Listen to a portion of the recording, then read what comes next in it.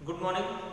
BA first year political science में paper first और unit second में आज अपन पढ़ेंगे संप्रभुता का सिद्धांत। संप्रभुता से क्या तात्पर्य है, संप्रभुता क्या होती है, संप्रभुता के क्या मायने हैं और संप्रभुता कहते किसे हैं, ये पहले जानना आवश्यक है। तो सबसे पहले अपन संप्रभुता के बारे में समझते हैं कि संप्रभुता क्या होती है।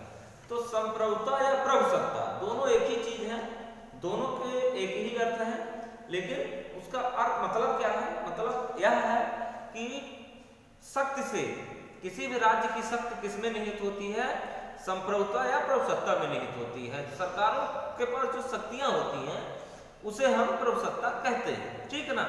जैसे इसका एक एग्जाम्पल मैं आपको बता दूं कि कोई भी देश अगर कोई निर्णय लेता है तो कैसे ले पाता है, क्योंकि उसके पास वो सत्ता है, वो शक्ति है, इस वजह से वह कोई भी निर्णय लेने के लिए स्वतंत्र होता है, पहली चीज। अब इसमें दो चार चीजें अपन देख सकते हैं, जैसे कोई भी राज्य कैसे, राज्य के निर्माण में जो चार मुख्य बातें बताई गई हैं, क्या क्या बातें बताई गई हैं, निश्चित भूभाग, जनसंख्या, ठीक है ना, निश्चित भूभाग, जनसंख्या, और तीसरी के क्या बताई गई थी, प्रभुसत्ता, ठीक है ना। निश्चित भूभाग, जनसंख्या, प्रभुसत्ता और सरकार, चार चीजों से मिलकर के किसी राज्य का निर्माण होता है। उसमें से एक महत्वपूर्ण पॉइंट रखा गया था प्रभुसत्ता, जिसे हम किसी भी सरकार की शक्ति के रूप में समझते हैं, जानते हैं, ठीक है। अब इसके लिए ये बना कैसे, इसका कहां से उत्पत्ति हुई, तो इसके विषय में अपन जानते हैं। तो संप्रभुता का पर्यायवाची शब्द अंग्रेजी के सॉवरेनिटी है। अंग्रेजी के कौन से शब्द से है, सॉवरेनिटी। लैटिन भाषा के सुपरनस, लैटिन भाषा के सुपरनस शब्द से लिया गया है। इस भाषा का अर्थ सुपर तथा एनस, जिसका मतलब होता है सर्वोच्च, जिसका मतलब होता है सर्वोच्च, सबसे ऊपर, ठीक है। अतः संप्रभुता का तात्पर्य आंतरिक और बाह्य दोनों रूपों में सर्वोच्च शक्ति से है। अब संप्रभुता का अगर और विस्तृत ढंग से समझना है तो संप्रभुता का मतलब यह है कि संप्रभुता की जो शक्तियां हैं, जो ताकत है, वह आंतरिक यानी कि इंटरनल, आंतरिक रूप से, और बाह्य रूप से अपने यहाँ से बाहर, यानी कि दोनों में अगर आप शक्तिशाली हैं, दोनों में आपकी संप्रभुता या आपकी प्रभुसत्ता कायम है, तो आप वहां पर कह सकते हैं कि आप एक शक्तिशाली राष्ट्र है, एक शक्तिशाली राज्य है, ठीक है। अब आंतरिक और बाह्य समझते हैं, आंतरिक और बाह्य।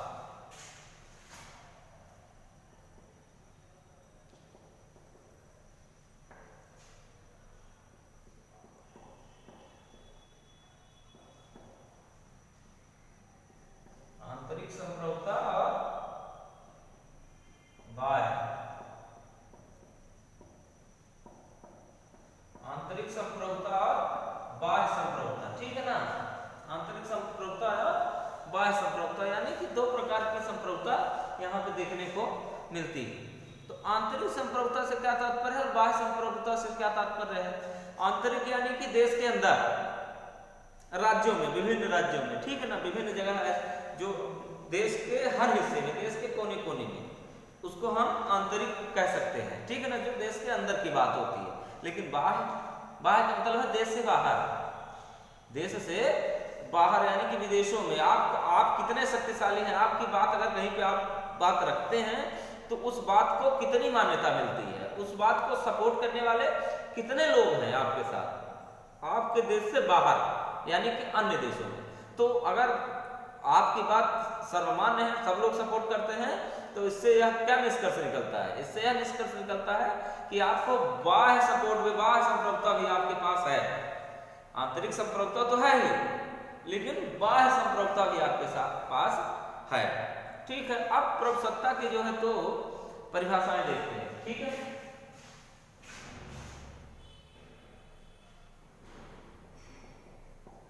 प्रभुसत्ता की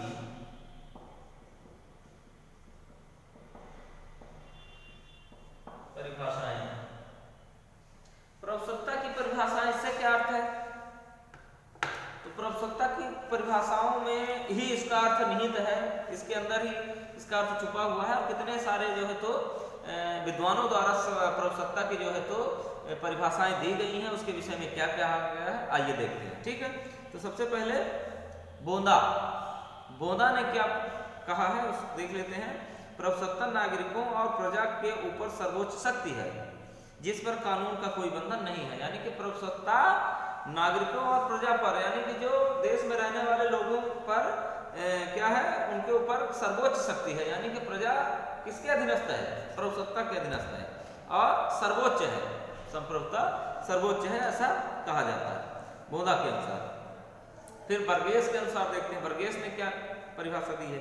प्रभुसत्ता प्रत्येक प्रजाजन और उनके समस्त समुदायों पर राज्य की मौलिक, निरंकुश और असीमित शक्ति है। ठीक है ना, प्रभुसत्ता क्या है कि समस्त समुदायों और प्रजाजनों, समस्त समुदायों और प्रजाजनों से क्या तात्पर्य है? समस्त समुदायों और प्रजाजनों से तात्पर्य यह है कि देश में निवास करने वाले प्रत्येक जन, यानी समस्त जनसंख्या, उसमें विभिन्न समुदाय आ सकते हैं, विभिन्न वर्ग आ सकते हैं, और प्रजा की विभिन्न प्रकार की प्रजा आ सकती है। और संप्रभुता इन सबसे ऊपर है, और ये जितने भी लोग हैं, जितने भी समुदाय, जितनी भी जनसंख्या है, वह प्रभुसत्ता के अधीनस्थ है। ठीक है, ऐसा बर्गेस कहते हैं। फिर है ग्रोसियस ने क्या परिभाषा दी है आइए देखते हैं। प्रभुसत्ता वह सर्वोच्च राजनीतिक सत्ता है जो ऐसे संप्रभु में निहित है जिसके कार्य किसी अन्य के अधीन नहीं होते, जिसकी इच्छा का उल्लंघन नहीं किया जा सकता। यानी कि प्रभुसत्ता ऐसी चीज होती है जो किसी के अधीनस्थ नहीं होती, सर्वोच्च होती है, सबसे ऊपर होती है, और जिसकी आज्ञा का उल्लंघन या अवज्ञा नहीं की जा सकती है। प्रभुसत्ता वह ताकत है जिसको मानना ही मानना पड़ता है देश की जनता को, देश के नागरिकों को। यानी इससे क्या निष्कर्ष निकला कि प्रभुसत्ता सर्वोच्च है। ठीक है, बिलोबी का क्या कहना है? प्रभुसत्ता राज्य की सर्वोच्च इच्छा है। प्रभुसत्ता का बिलोबी ने क्या परिभाषा दी है? बिलोबी ने कहा है कि प्रभुसत्ता राज्य की सबसे ऊपर की शक्ति, सर्वोच्च शक्ति। ठीक है, लॉस्की की एक परिभाषा देख लेते हैं। लॉस्की ने क्या परिभाषा दी है? प्रभुसत्ताधारी कानूनी रूप से प्रत्येक व्यक्ति और समुदायों से उच्चतर है, वह सभी को अपनी इच्छा अनुसार कार्य करने के लिए बाध्य कर सकता है। प्रभुसत्ता यानी कि जिसके पास शक्तियां हैं, जिसके पास पावर है, संवैधानिक अधिकार है, ठीक है ना, वह सर्वोच्च है, सबसे ऊपर है, और किसी को कार्य करने के लिए, आज्ञा मानने के लिए बाध्य प्रभुसत्ताधारी कर सकता है। ठीक है, अब संप्रभुता के लक्षण या विशेषताएं देख लिया जाए। इसको मिटा देते हैं।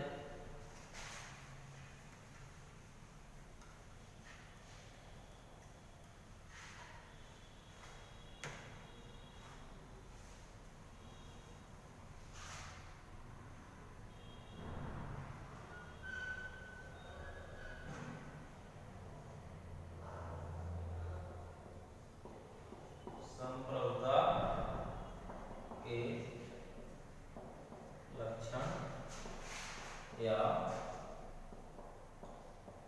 विशेषताएं। ठीक है, संप्रभुता के लक्षण या विशेषताएं, क्या लक्षण या विशेषताएं हैं? तो इसमें कुछ चीजें देखने को, कुछ पॉइंट आपको देखने को मिलेंगे जिससे संप्रभुता को देखा जा सकता है। तो इसमें सबसे पहला है निरंकुशता। क्या विशेषता है? पहली विशेषता निरंकुशता। निरंकुशता से क्या अर्थ है? निरंकुशता ऐसी चीज होती है कि जिसके ऊपर किसी भी प्रकार का कोई अंकुश नहीं होता है, वह अपनी इच्छा अनुसार कार्य करने के लिए स्वतंत्र होता है। ठीक है ना, तो प्रभुसत्ता के ऊपर किसी भी प्रकार का कोई अंकुश नहीं होता, वह निरंकुश होती है। ठीक है, अब दूसरा है स्थायित्व।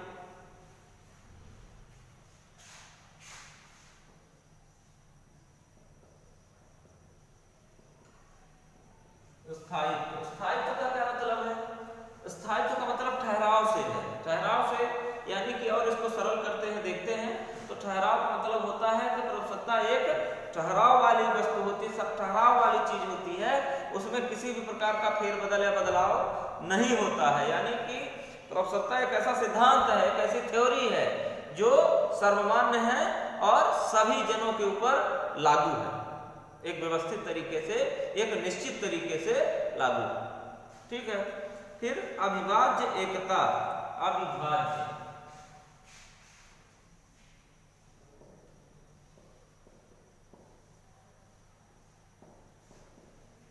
अविभाज्य एकता से क्या तात्पर्य है? यानी कि उसकी ऐसी यूनिटी, ऐसी यूनिट है वो कि जिसको बांटा नहीं जा सकता, वर्गीकृत नहीं किया जा सकता और किसी भी प्रकार का उसमें बदलाव या विभाजन करना संभव नहीं होता है। उसकी यूनिट, उसकी एकता अविभाज्य है। ठीक है।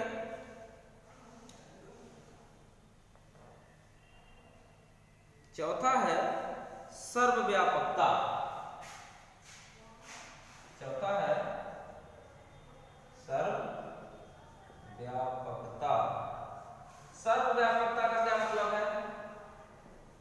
सर्वव्यापकता का मतलब यह है कि हर जगह फैला हुआ, हर जगह फैला हुआ, यानी कि हर जगह उसकी पहुंच, उसका प्रभाव सर्वव्यापक है, हर जगह है, देश के कोने कोने में है, प्रत्येक जनों में, आम जनों में, विभिन्न समाजों में, विभिन्न समुदायों में, विभिन्न संप्रदायों में फैला हुआ है।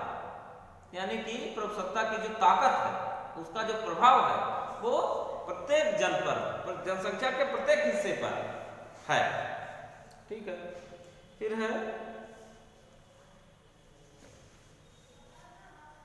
अधेयता।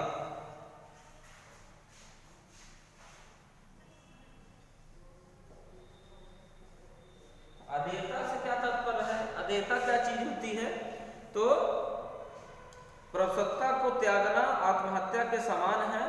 ठीक है ना। और हाँ, जिस प्रकार आत्महत्या के बिना व्यक्ति का जीवन अथवा वृक्ष अपने कल्प पर फलने फूलने गुण को पृथक नहीं कर सकता, उसी प्रकार प्रभुसत्ता को भी राज्य से पृथक नहीं किया जा सकता। यानी कि अधेयता का मतलब यह है कि यह हर हाल में जो है तो अंगीकृत इसको करना पड़ता है। व्यक्ति को, देश में रहने वाले लोगों को इसको हर हाल में अंगीकृत करना पड़ता है। इसमें किसी भी प्रकार का कोई संशय अथवा किसी भी प्रकार का जो है तो प्रोत्साहन या किसी प्रकार की कोई गड़बड़ी नहीं हो सकती है, यह देखा जा सकता है। ठीक है। फिर छठवां है मौलिकता। छठवां क्या है? मौलिकता। मौलिकता से क्या मतलब है? मौलिक होना, यानी कि संप्रभुसत्ता अपने अधिकारों से ही है। यानी कि मौलिकता, जिस तरह से आपका मौलिक अधिकार, मौलिक कर्तव्य, उसी तरह से उस मौलिक और अधिकार कर्तव्यों या जितनी भी चीज आपको मिली हुई है वो कौन दे रहा है? आपके पास आ कहां से रही है? आपके पास है जरूर, लेकिन वो आई कहां से है? वो संप्रभुता के सिद्धांत से ही आई है। ठीक है ना। उस शक्ति के द्वारा आपको दी गई है। ठीक है ना। उस महाशक्ति के द्वारा आपको दी गई है जो सर्वोच्च है, जो सबसे ऊपर है। ठीक है।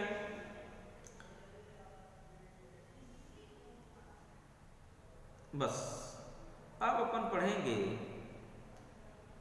हाँ, इसको थोड़ा सा और समझ लेते हैं।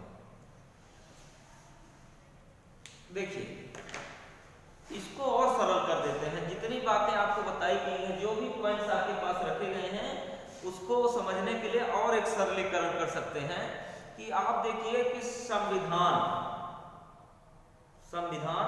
सर्वोच्च है। संविधान वह ग्रंथ है, वह धर्म है, वह मान्यता है जो सर्वमान्य है, सर्वोच्च है। क्या है?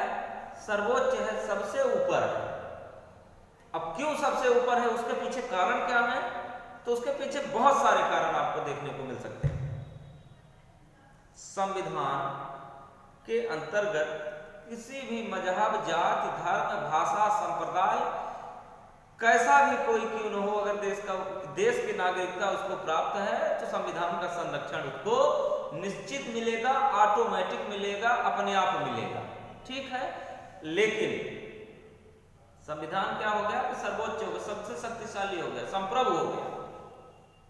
और उसी संप्रभुता के द्वारा, उसी महाशक्ति के द्वारा जितने भी व्यवस्थाएं हैं समाज में, जितनी भी व्यवस्थाएं हैं, वह हमको, आपको और पूरे प्रजाजन को मिलती हैं। बात यह है कि संप्रभुता सर्वोच्च है, सबसे ऊपर। आप देखिए कि संप्रभुता के अंतर्गत किसी भी प्रकार का कोई संशय, कोई क्लेश नहीं पाया जाए। आप देखिए कि संवैधानिक अधिकार चाहे किसी भी भाषा बोलने वाला व्यक्ति हो, किसी भी जाति का हो, किसी भी धर्म का हो, किसी भी संप्रदाय का हो, उसको सारी शक्तियां प्राप्त हैं। चाहे वो मौलिक अधिकार की बात करिए आप, मौलिक कर्तव्य की बात करिए आप, प्रत्येक जनों को जो है तो सारी व्यवस्था, सारी चीजें एक समानता के साथ मिलती हैं और इसी से एक विकसित देश का निर्माण होता है। इसी से जो है तो जनता की खुशहाली आती है और जनता में संतुष्टि का जो है तो भाव देखने को मिलता है। ठीक है, तो कुल मिला के आज आप लोगों ने संप्रभुता के सिद्धांत के बारे में पढ़ा, देखा, उसका अर्थ देखा, परिभाषा देखा, उसके लक्षण देखे।